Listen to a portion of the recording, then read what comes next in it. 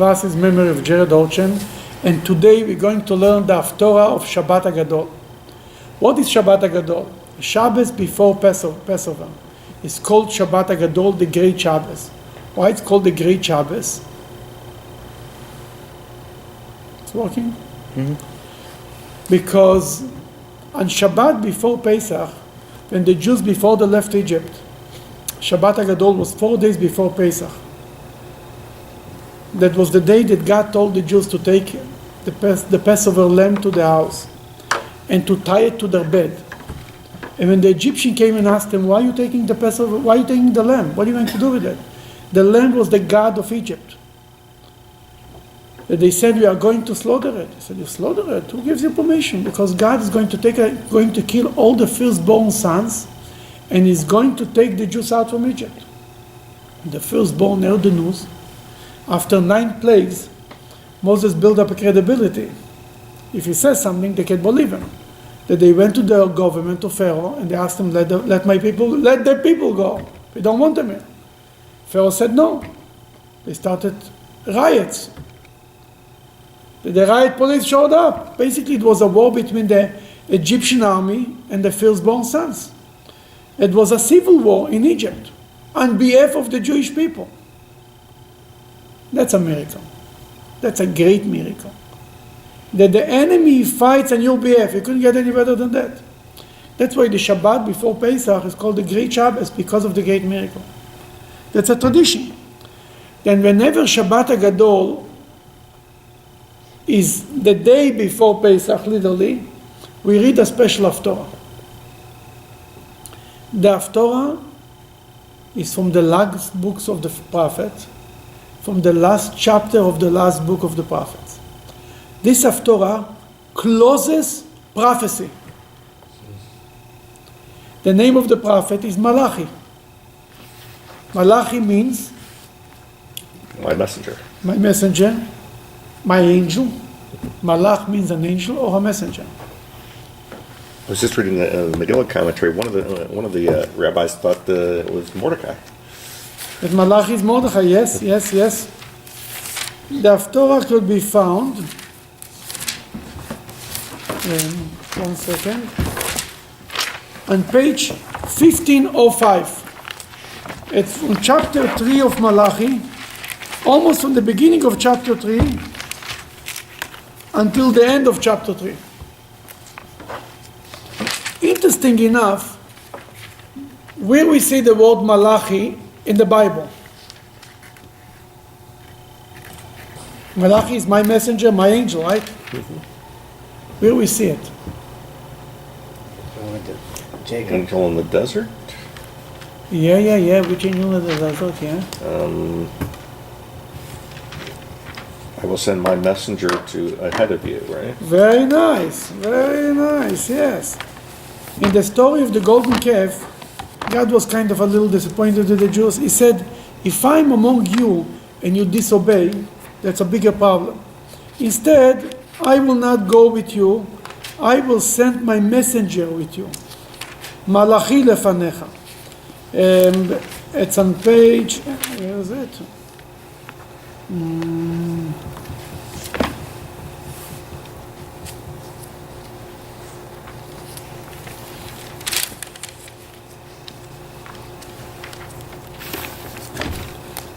On page 573, for example.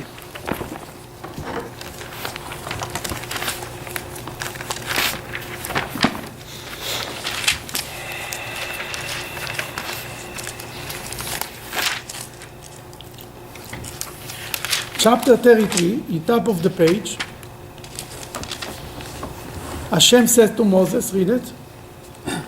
God spoke to Moshe, go up from here, you and the people you have brought up from the land of Egypt to the land that I swore to Abraham, Yitzchak, and Yaakov, saying, I'll give it to your descendants. I will send an angel before you, and I will drive out the Canaanites, the Amorites, the Shittites, the Perizzites, the Shivatites. Just keep it, it's okay. To the land flowing with milk and honey. I am sending an angel because I personally will not go up with you, since you are a stiff-necked people, and I may destroy you on the way. That Hashem says, I will send an angel. Malach. But Moses had a whole argument. Moses says, because we are stiff-necked people, you better come yourself. But eventually, he came himself. But when he finally sent an angel, whatever God says is being done later. That was Malachi. God, by the end of the prophet, so to speak, then God sent only an angel to be with the Jewish people. That comes the word Malachi, the first time you see it in the Bible, and really it became, that some argue it's a name of a prophet. It was a prophet with the name Malachi. Other people it means God's angel. In any case, Malachi is the last prophet. And this prophecy is a very interesting prophecy. That was the beginning of the second temple. He sealed a period of prophecy in the Jewish history, from Moses all the way to Malachi. 1,000 years? No. Yeah. 1,000 years. And since then, no more prophecies, official prophecies. There is righteous people who have spiritual intuition and connection to God, and Ruach HaKodesh, the Holy Spirit, and so on. But official prophecy is done. Since then, the Jewish people started to learn what God says. Not to hear a voice from God that tells them what to do, but to find their way within the Torah. After the prophets, what came? The courts. The rabbis. Wasn't it the courts? Or? Chachamim, courts were always. But the Chachamim, it's more based on their ways how to learn the Torah and how to come to the conclusion. Not more a voice from heaven comes and tells us, we have to come with that. We have to come to the conclusion. We have the rules, we have to play by the rules. The famous story of the Talmud tells us that was once an argument between Rabbi Eliezer and the rabbis about a certain law, about a famous type of oven, if it's pure or impure. The famous argument that every Jew knows, almost every Jew. And Rabbi Eliezer says, I'm right. And from heaven, a voice from heaven came out and said, who are you to argue with Rabbi Eliezer? He's always right. Then Rabbi Yeshua stood up and he said, the Torah is not in heaven.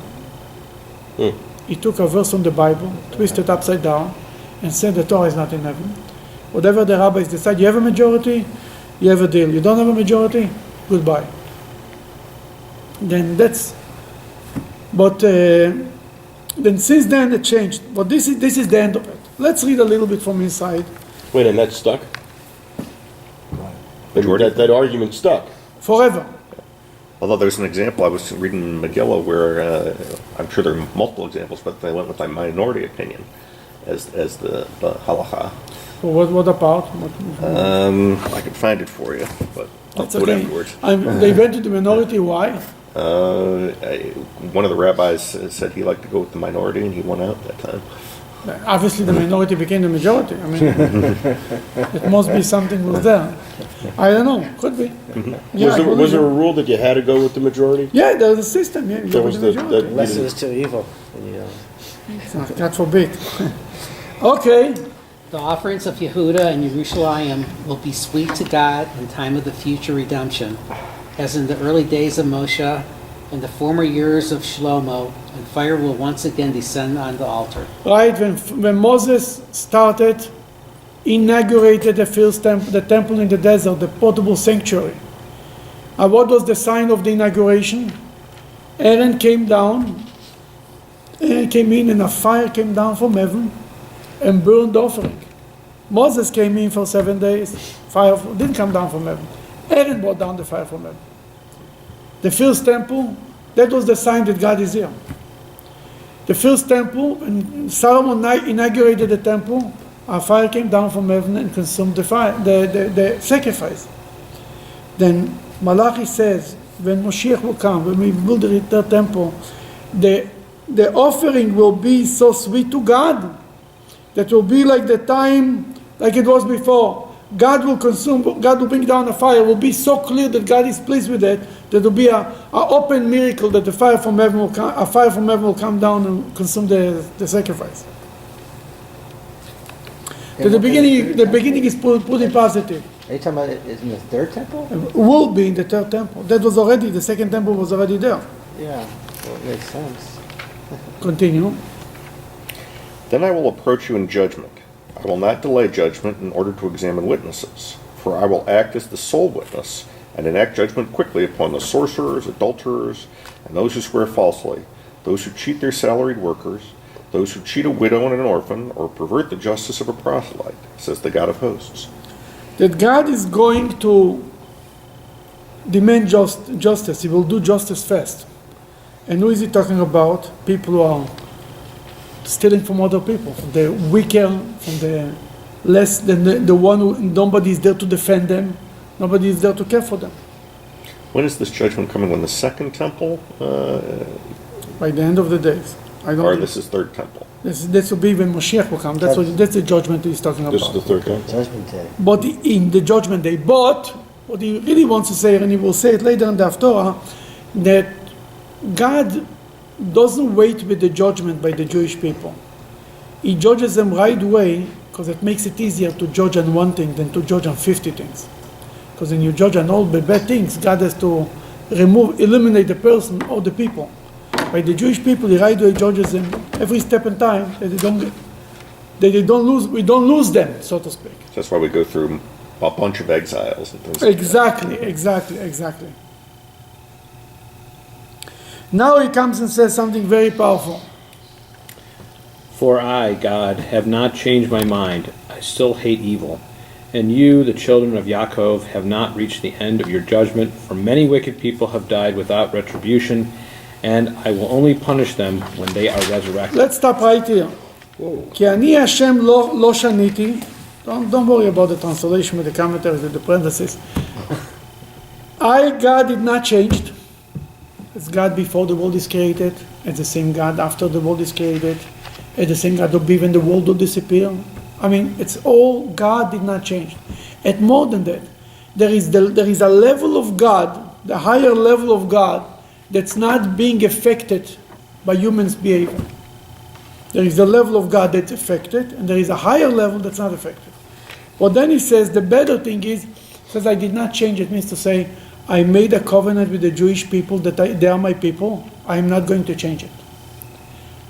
Uvatem b'nei Yaakov, and you, the children of Jacob, lo chilitem, you did not disappear. Many nations in the world came on the stage of history, came and disappeared. The only nation that's still here. Yeah, we went through a lot of suffering, but we are here. You know, they say people today suffer more from cancer. You know why? Because they live longer. Yeah, for sure. They do. Older people get older. 1,000 years ago, when people died by the age of 37, they didn't have a chance to have cancer. The longer you live them, then we say that Jewish people are out of tzoros. Yeah, because they are forever. They are older. Not surprised. There is more history around. But God will never destroy the Jewish people. There will always be a Jewish people. Now people are worried about what's going to be the future of the Jewish people will be here. The only question is if I'm going to be a part of it. If my children, my grandchildren are going to be a part of it. But the Jewish people will be here. Nothing to worry. The question is if I will be a part of it. That's the question. Is this the concept of the righteous remnant that will always be there, that Isaiah talks about, and some other Not only prophets talk righteous about? remnant. Always will be a Jewish people. Not only this, always be a Jewish people in the land of Israel. Now, in the worst situation in Israel was always a small community. Some was maintained a minimum community in Israel. A few Jews. I mean, Nachmanides came to Israel, he found 2 painters in Jerusalem. 2 brothers. That was the whole Jewish community in Jerusalem.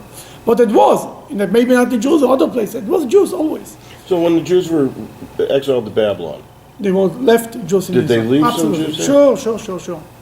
It's real life. You don't clean up the place. There's always a few.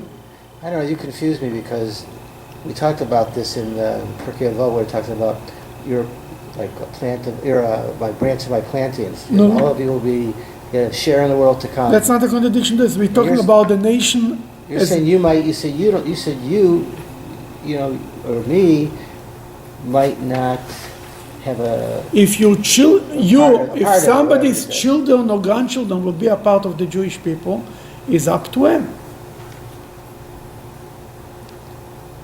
The Jews will be resurrected, but the grandchildren who are not Jewish will not be resurrected. You understand? well, you That's said what it says. not Jewish, yeah. In any case, we continue to number 7. Ever since the days of your fathers, you have turned away from my laws and did not keep them. Return to me and keep my mitzvot, says the God of hosts, and I will return to you and treat you well as in the past. Okay, let's stop right here. The prophet says in the name of God, Shuva Elai ve'ashuva aleichem. Return to me and I will return to you. Famous argument between God and the Jewish people. Who should return first, right? We spoke about it quite a few times. Who should apologize first? She or he? She is the Jewish people, he is God. God says, Shuvu elai, you return to me, ve'ashuva eleichem, and I will return to you. The Jewish people say, Ashiveinu Hashem elecha v'nashuva. God, bring us back to you. You reach out there to us. We cannot make that journey by ourselves. But here is the verse where it's coming. Here Malachi says, Shuva elai. Please come back to me. God is begging the Jewish people. Make the first step. And the Talmud speaks a lot about that a person has to make a hole in the partition that between them and God. You know, all our sins create like a thick partition between us and God. Barrier. A barrier, thank you. Then we need to make a little hole. The Talmud says, Pitchu li kechudo shel machat. Make me a hole like the hole of a needle. I'll make it bigger. You have to do something. You have to start something. The whole story of the Megillah, we're coming for Purim. When was the turning point? The Medrash says, when Mordechai, God came out and he started to say, let's fast and pray to God, and everything turned down. That night was the turning point of the whole story of the Megillah. And he gathered, that's not written in the text, he gathered thousands of Jewish children, and they were learning Torah with them and praying with them. That was the turning point. The moment the Jewish people woke up, that was everything. Then Hashem is asking us, please return. Then the prophet says to the Jewish people, you will say, B'amen nashuv, how are we going to return? But you have the nerve to say, what sins have we done for which we need to repent? and you see, that's in parentheses, the nerve to say. Right. In the text itself, it said, but you say, what should we do? What we need to do to repent, to return? What exactly you want us to return? What should we do? That's the question. The Jewish people, God tells us, come to me. And we ask exactly, what should we do? I mean, there is 613 mitzvahs. Where should we start? Should you do this? Should you do this? I remember the Rebbe once said, I want you to take it seriously to bring Moshiach. And the whole Hasidim stood like this. I shot, what should we do? What exactly should we do? That's exactly the question that the Jewish people are asking. That the prophet is asking in the name, you probably will ask me, what should we do? Here is the answer. Continue. So I reply to you, is it right that a human being should steal from God because you steal from me? And if you will say, what did we steal from you? My reply is that you stole the tithes and the teruma, which you failed to give to the priests and the Levites. Because of this, you are under a curse, causing the land to be infertile. Yet you, the entire people, without a single exception, go on stealing from me. Wow. That's a lot in parentheses too. Okay, we'll talk about the tithes and the truma. The tithe means, the Torah says, the Jewish people were farmers in the land of Israel. Then they have to, you have a farm, you have to give from everything that you have, truma. Truma is 1% to the Kohen. Then you have to give to the Levi. Then you have to take off 10% from whatever is left after the 1% and give to the Levi. How much is it now? 11%. 11%. And then you have to take off from this, from whatever is left, another 10%, and take it to Jerusalem. And eat it there, yourself, but in Jerusalem. If it's too far, you can replace it with money, take the money to Jerusalem, make a pardon. The first truma is to the Kohen to support the Kohen. The second one is to support the Levite. The third one is to support the economy in Jerusalem. You come there, you have to spend it in the city. It's like anybody who goes to Israel knows, no matter how much money you take, you come back from Israel poor. Somehow they manage to do a good job there. But as long as you go with the attitude you're doing mitzvahs now, it's charity, you'll not get aggravated. If you don't get exactly what you ordered, then you know. I tell people, you order from Israel, fine. But consider it charity to begin with. You'll not get too upset about it. They'll give you what they want, not necessarily what you ordered. Then that's the idea. That's what Maaser Sheni. Then how much is it now? 22%, 21%, right? Mm-hmm. I think that's more or less what Texas is in America. Most of us would like to wear that bracket. Where? I think the main Texas is 22% people pay. Oh. Where does the poor tithe fit in there? Isn't that every third year? Oh. The tithe for the poor. Now, the third, there is every we have a cycle of 7 years, the sabbatical, right, in Israel. Then year number 3 and year number 6, instead of taking the money to Jerusalem or the food to Jerusalem, instead you have to give it to the poor. Then year 1 and year 2, you take it to Jerusalem. Year 3, you give it to the poor. Year 4 and 5, you take it to Jerusalem. And year 6, you give it to the poor. And year 7, there is no tithe altogether because the whole land doesn't belong to you. You give it's honorless. There's no money right here. Yeah, everybody can take whatever he wants. And that this is the tithe. What does this mean? God wanted to make the Kohen and the Levites are the men of God, the clergy. They do not have land. They are not farmers. God said, your job will be to teach the Torah to the Jewish people. Yoru mishpatecha leYaakov v'toratcha leYisrael. They should teach the law to Jacob and the Torah to Israel. The job of the Kohens and the Levites was to be the rabbis, to be the teachers, the school teachers, or to carry on the tradition. They have to lead.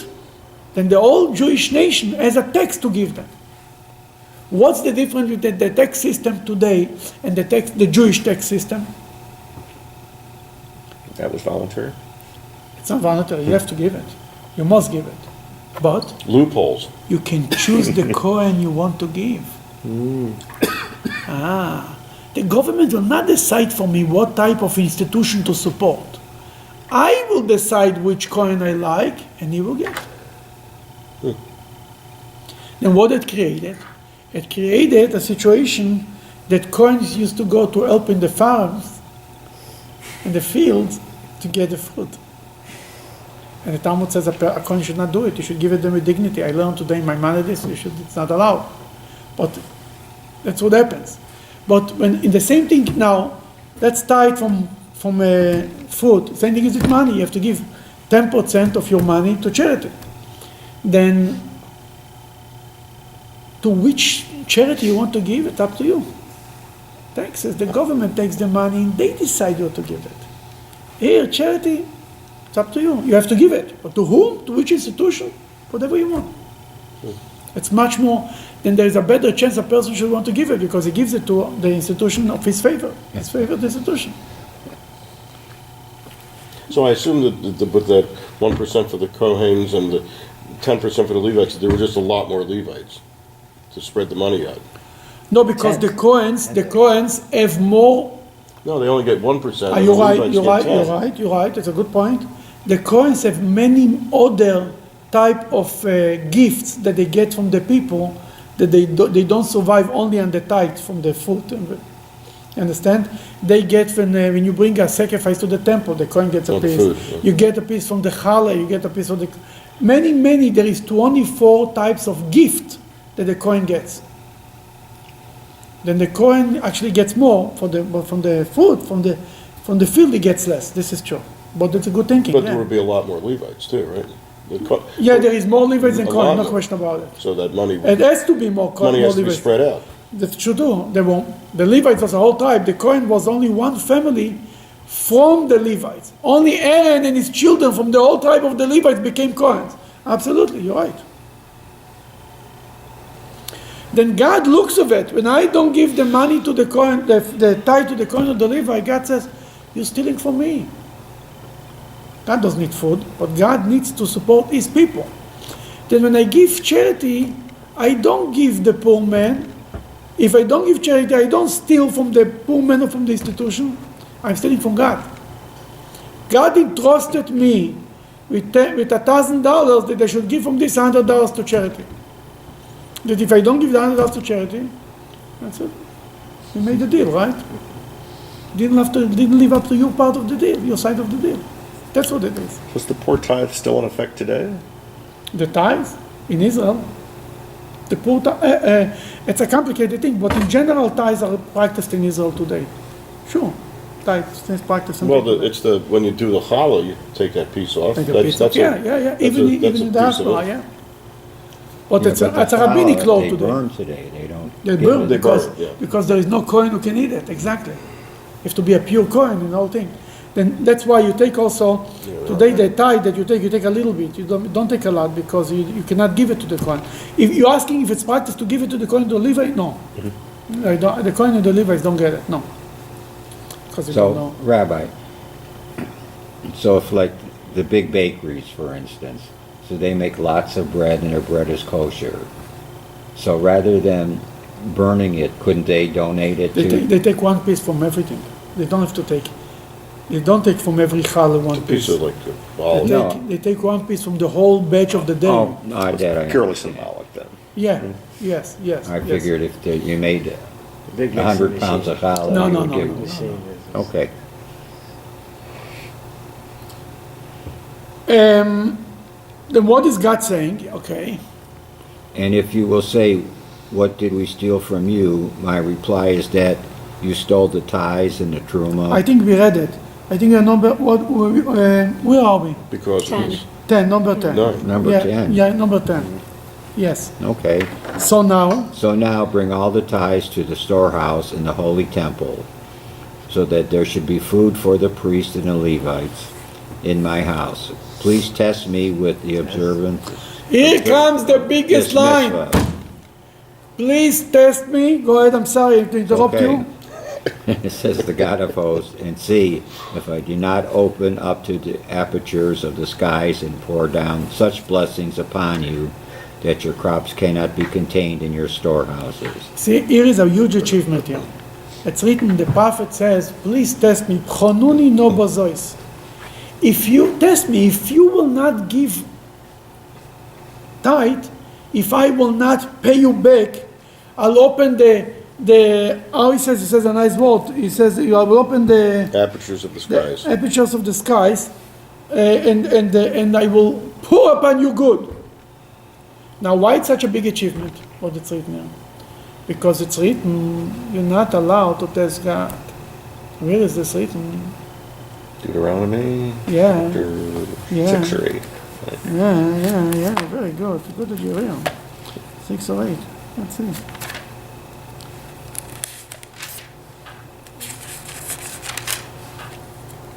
Yeah, you're right. It's written here on page 1165.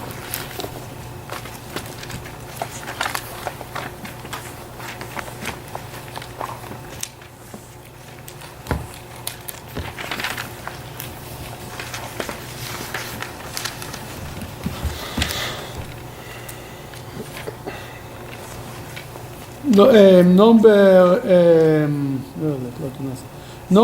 16. You want to read that? Do not test God, your God, as you tested him in Massah. You should always be careful to observe the commands of God, your God, his testimonies and his super rational commands which he has commanded you. You shall do what is proper and good in the eyes of God, in order that you prosper, and so that you will come and possess the good land which God swore to your forefathers, driving out all your enemies from before you, as God has said. Then here it's written you're not allowed to test God, right? 16. Do not test God, your God, as you tested him in Massah. Then how can we test God?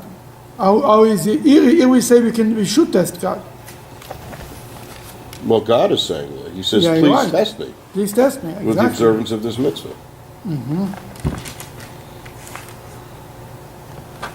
Where is it?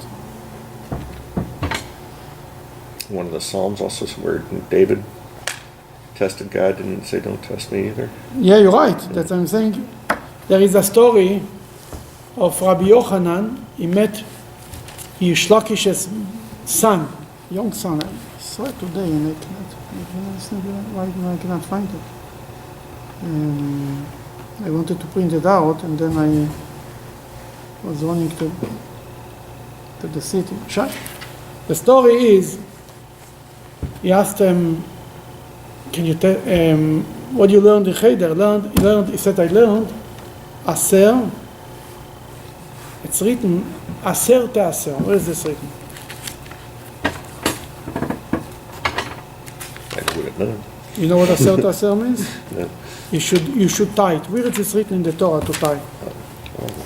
Kol HaBchor, it's right here.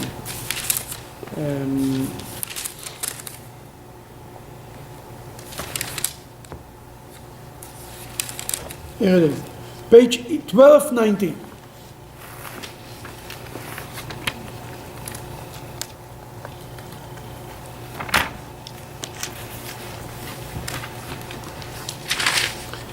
There was a Jewish tradition by the rabbis. When they wanted to know what God says, they used to ask a little child. 1219, 1219. Sorry. 1219.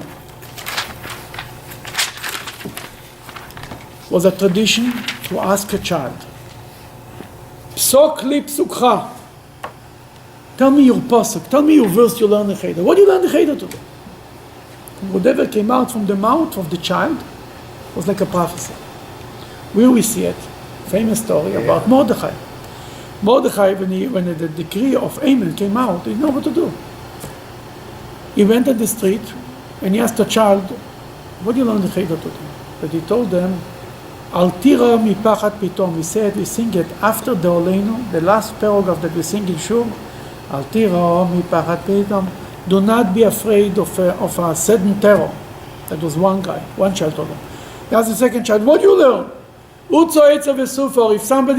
the enemies are making plans against you, I will nullify them, nothing will happen. You got 3 verses like this. He says, we are good. Basically, prophecy was given over from the prophet to what the child learned in Cheder. Because the child is pure. What means he's pure? He's before Bar Mitzvah, he's not obligated in mitzvahs. If you're not obligated in mitzvahs, you cannot sin. It goes both ways. It means he didn't sin, he's pure of sin. Then whatever comes out of his mouth is like a message from God. Rabbi Yochanan met a young boy. Rabbi Yochanan and Rish Lakish were 2 good friends. 2 good friends to a point, they were partners, study partners. The whole story how they became partners. We learned that years ago. We have a class about that on video. If you want, you can check it in the Talmudic discussions. Rabbi Yochanan was Rabbi Yochanan and Rish Lakish went together to Cheder. And then Rabbi Yochanan continued in Yeshiva, and Rish Lakish was a child of poor parents, or maybe they had no parents. He became a gladiator. Wow. He didn't take, what they take today to become Steroids. He didn't take steroids. But he became a gladiator. Many years later, Rabbi Yochanan was bathing in the waters in Tveria or something. Rish Lakish saw him from far. He gave a jump over the water and he landed next to his friend. "How are you?" he tells him. Rabbi Yochanan looks at him, utilized the moment and told him, "Cheilach leoraita, your strength should go for the Torah." Like you're jumping like this, you utilize it. He wanted to use the opportunity to bring him back to Judaism. That he wasn't left, he tells him, "And your beauty," he tells Rabbi Yochanan, "should be for women." That Rish Lakish, the Rabbi Yochanan told him, "I have a sister who was more beautiful than me. If you will come back to Judaism, I'll convince her to marry you." Yeah, he did. Guess what? It worked. You did. It worked, and they got married, and they became students, partners. It was an amazing love between them. And then once Rish Lakish said something, Rabbi Yochanan said something, and he thought he was insulting him. Rish Lakish died. Rabbi Yochanan was very sad. It was a sad end. But in this story, Rabbi Yochanan meets Rish Lakish's boy. He saw him. They were partners.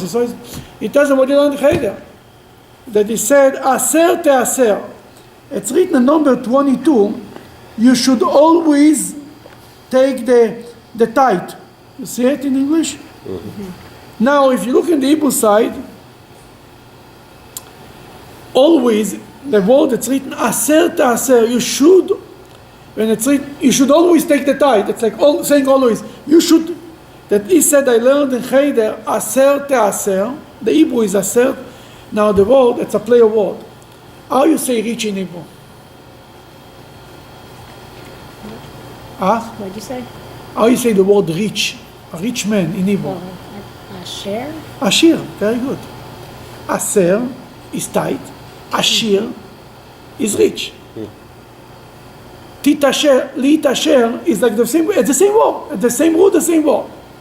That he said aser te'aser. He says we learned in Cheder aser bishvil shetitasher. Give tithe that you should become rich. But Rabbi Yochanan is asking him, "What are you giving God a test?" We say, "Give tithe, you should be rich. And if I will not be rich, I don't have to give tithe. And what if God decides not to make me rich?" We just read before, you should not test God. What means you should not test God? For example, somebody honors his parents and says, God promised to live long. No. You're not allowed to test God. David tested. You have to do it no matter what. Then he says, how you say you should give. What I mean to say, it's written in the Torah that what the Torah tells us, you should do the mitzvahs because it's the right thing to do, not for the reward. Because if you do it for the reward and then you don't see the reward, you'll throw it all in the garbage. And Hashem tells you, you have to do it no matter what. If you get the reward or if you don't get the reward. You have to do it because Hashem said so. Because it's the right thing to do. Elisha ben Abuya fell off the wagon, right? He's not the only one. You're right, that's a famous story. What's the name of the book in English? Elisha ben Abuya, the book. The leaf. Steinberg's book. Yeah. It's a driven leaf. It's a driven leaf. The book about him. It's a good novel. That's what they say. They finally translated it to Hebrew, but I didn't read it yet. I don't have patience to read novels. I want to read history, not Bob Mises. But it's a.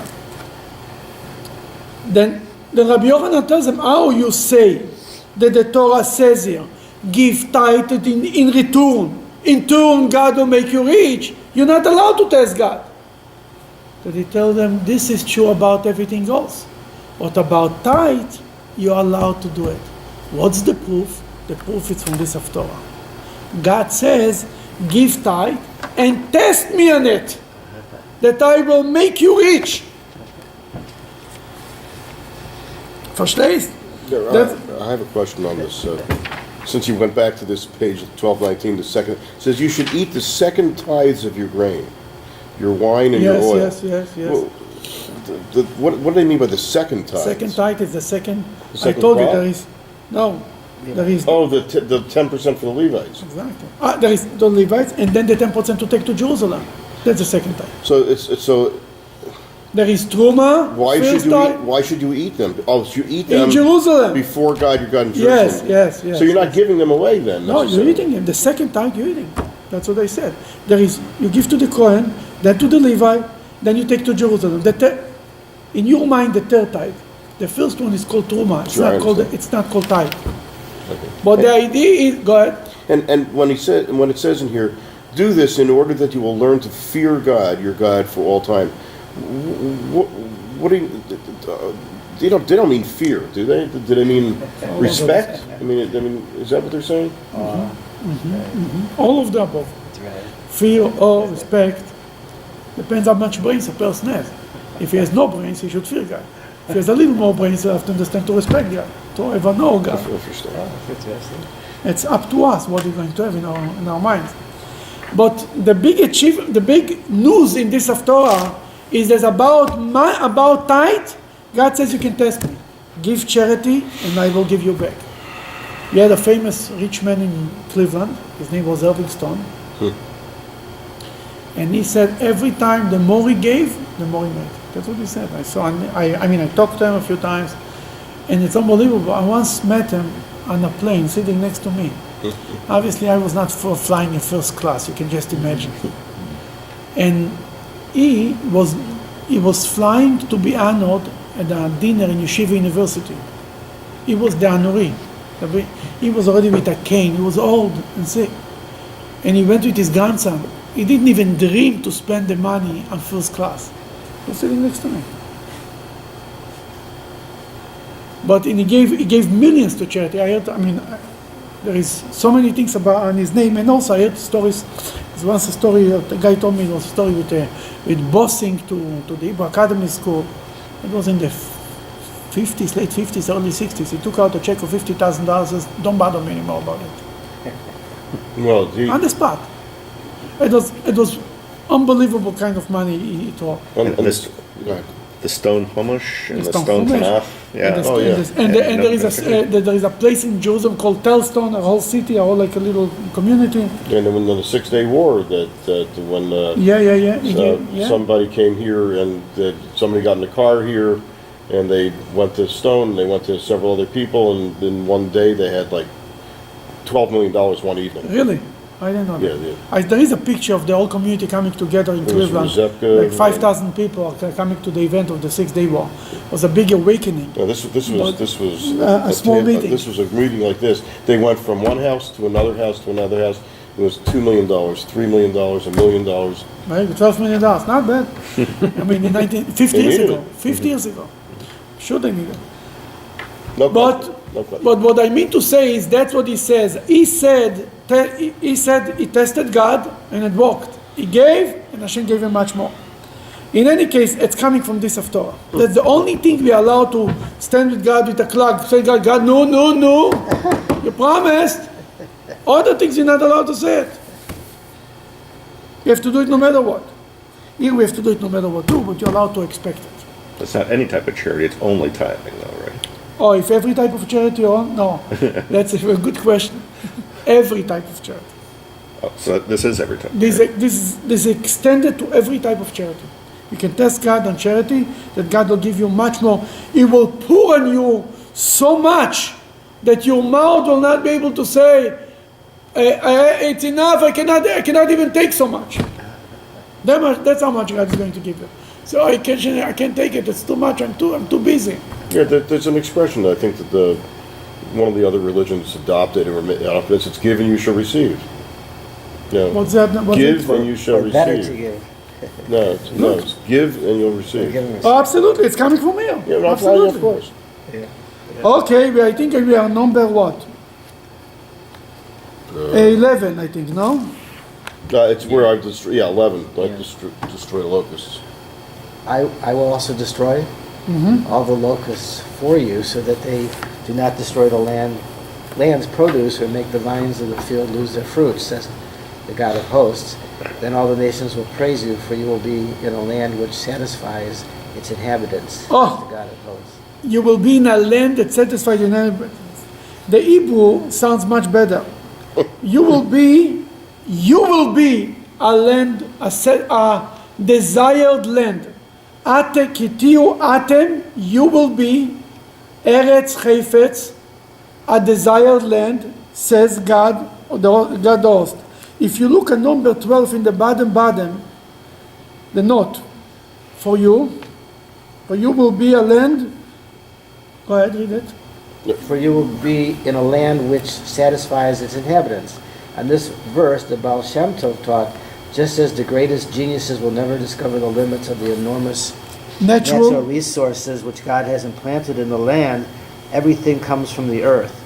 Neither will anyone fathom the great treasures which lie within the Jewish people, God's land of desire.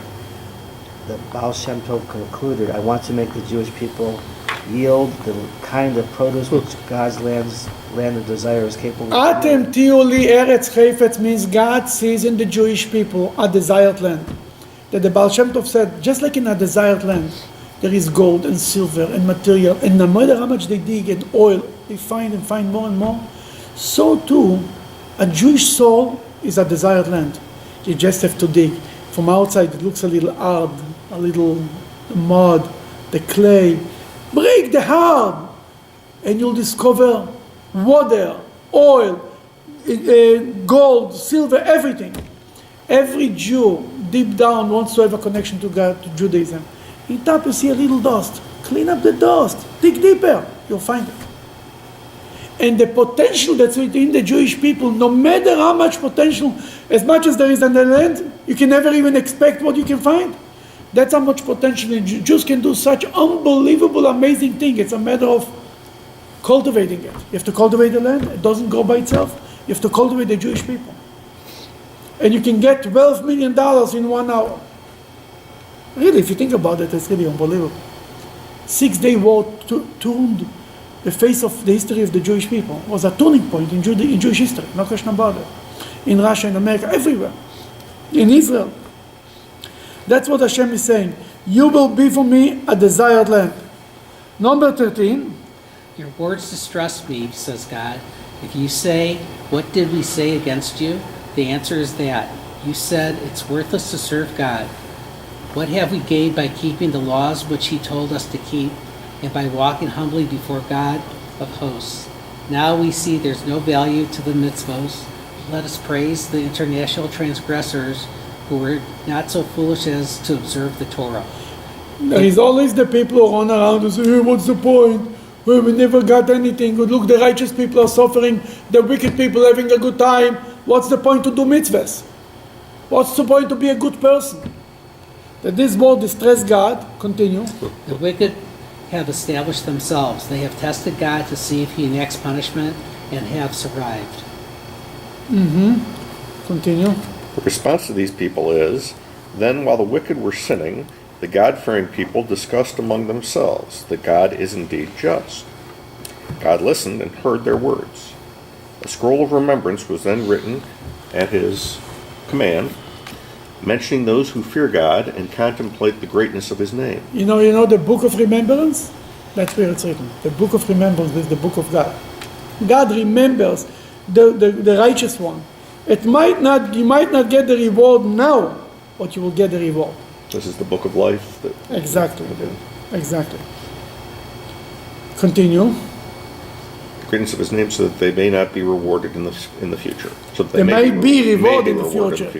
The Jewish, the good people, yeah, you see the guy running around with a Ferrari, he's having fun. Don't lose it.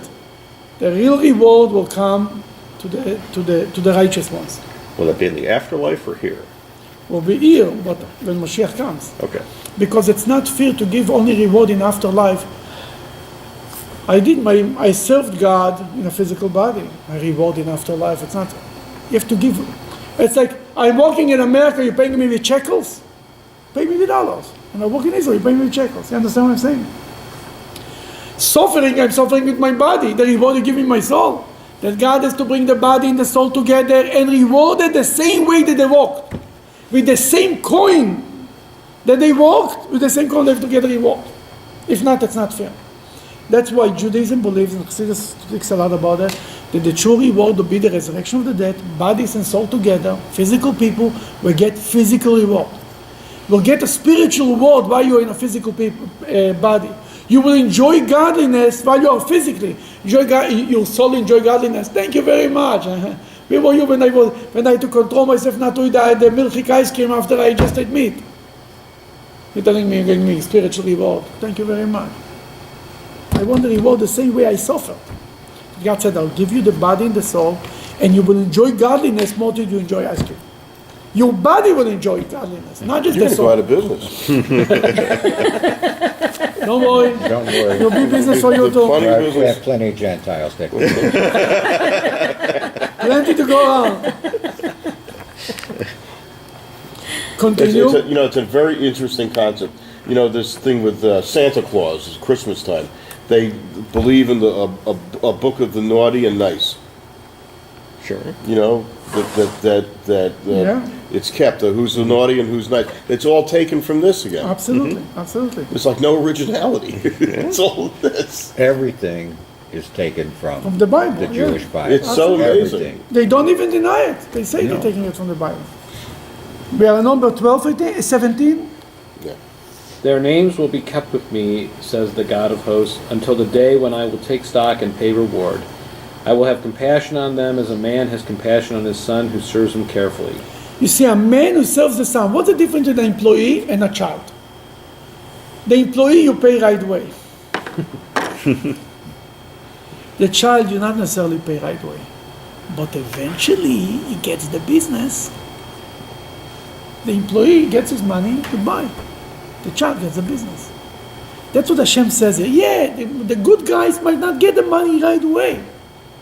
But eventually they'll get a business. I treat them like children, not like employees. That's what he's saying. And it's an amazing thought. Numbers 18.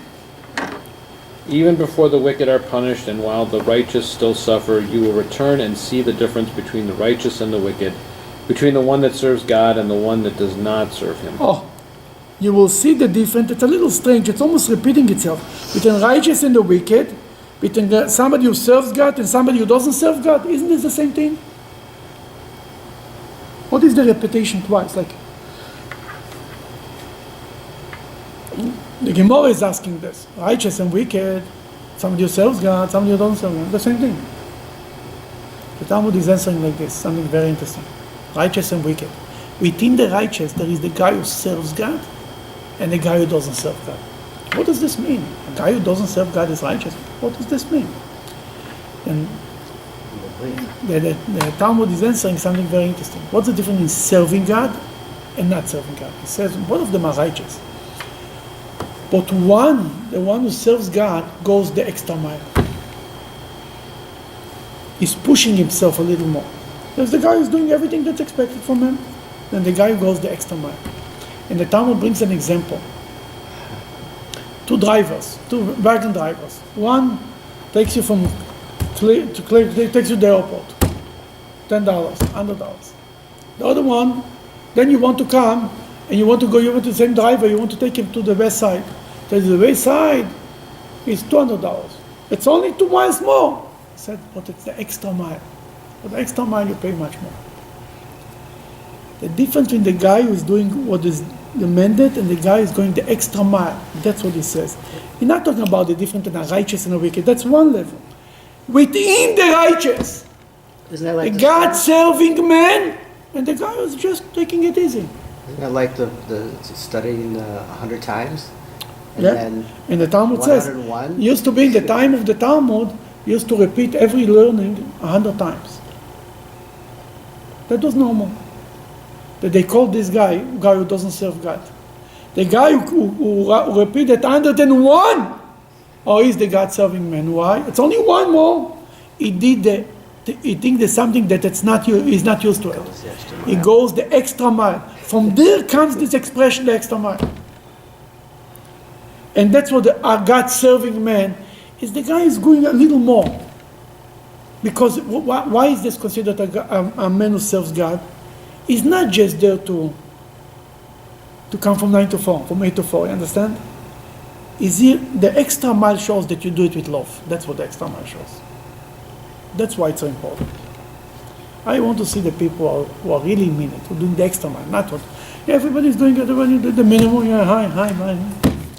So God says, such Hasidim, I don't need it. I want to see somebody who do it because he wants to, not because you can see it in every school. Everyone who went to school. From all the teachers that you have maybe one teacher who had an effect on you. He went the extra mile. That's it. That's what makes it. The rest of them were just coming in, giving the class and going home. And that's exactly how much they did, how much love they did it. That's how much love the kids felt. Then comes the guy who is doing it with his heart and he's really going the extra mile. In one line, the whole Chabad movement success is the extra mile. They already go to the extra mile. Regular rabbi says, I'm in shul, if you want, you come here and join me. Come. The Chabad goes out to the people, going the extra mile, reaching out to people, bringing people. It's all about the extra mile. Is the term extra mile ever used in rabbinic literature? Mile. Yeah. A mile, I mean, this is what I just said, it's on the Talmud. The whole actual story. expression, extra mile, is Well, it? maybe Yeah. kilometer. I'll say to you that it's in the Or Tanya. I'll cubits. show It's in you. the Tanya. It's in the Tanya. Because I know where the Christians are getting it from, but yeah, I didn't know No, whether it's we had coming that from the Jewish expression too. It's coming from here, from the Talmud discussion on this verse. I think we have it here in the bottom. Come here, look in the bottom. See number 18? Who's supposed to read? Oh, me, sorry. Go ahead. Where? The note, number 18. Go ahead. You will return and see the difference between the righteous and the wicked, between the one that serves God and the one that does not serve him.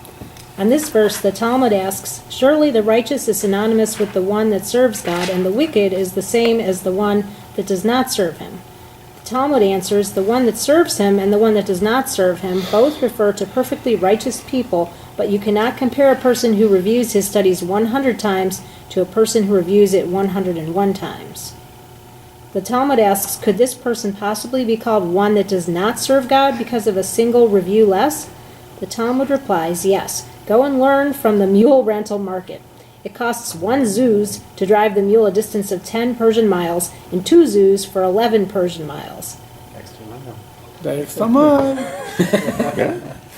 Right for me. Right here. Persian. Right here. Talmud Chagiga 9b. There you get it. Very good. Now we know where the extra mile comes from. Finally. Number 19. The origin in the text. For behold, the day of judgment is coming, burning like an oven.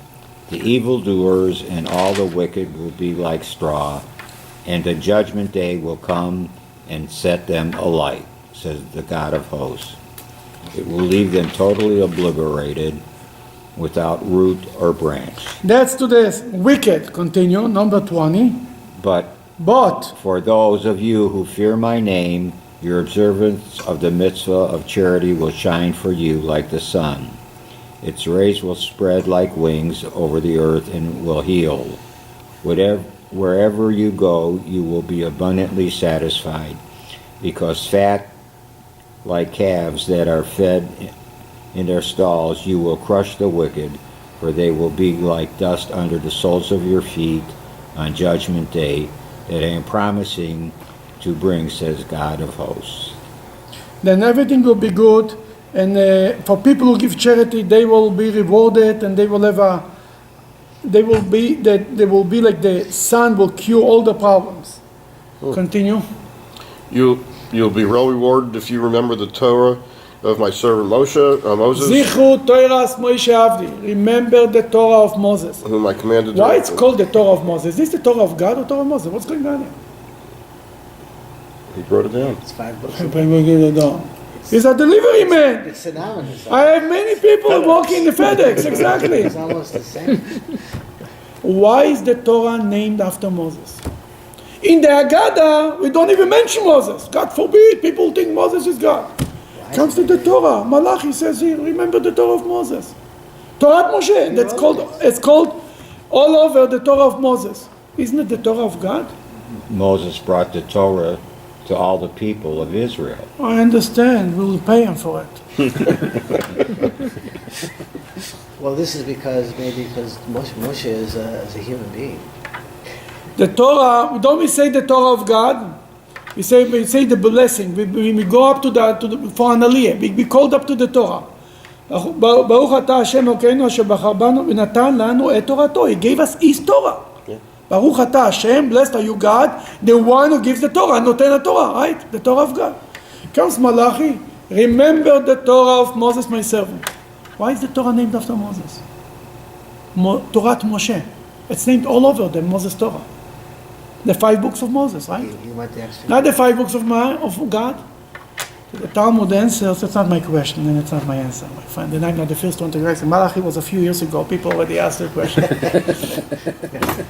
Torah Moshe means, why is it called the Torah of Moses? And says the Talmud, because he gave his life for the Torah, therefore it's named after him. Moses went 40 days on Mount Sinai, didn't eat and didn't drink. 3 times. And according to the Talmud, 3 times, written clearly, 2 times or even 3 times, for fasting 120 days, it's becoming your Torah. What does this mean? When you give yourself, you see, when you have a mitzvah that where you had a very hard time to observe, and you did it, it becomes your favorite mitzvah. If you will be in middle of nowhere, in middle of Pesach, and you look for matzah, and you will travel, you will fly to another city to have matzahs, and you'll pay $3,000 for the ticket.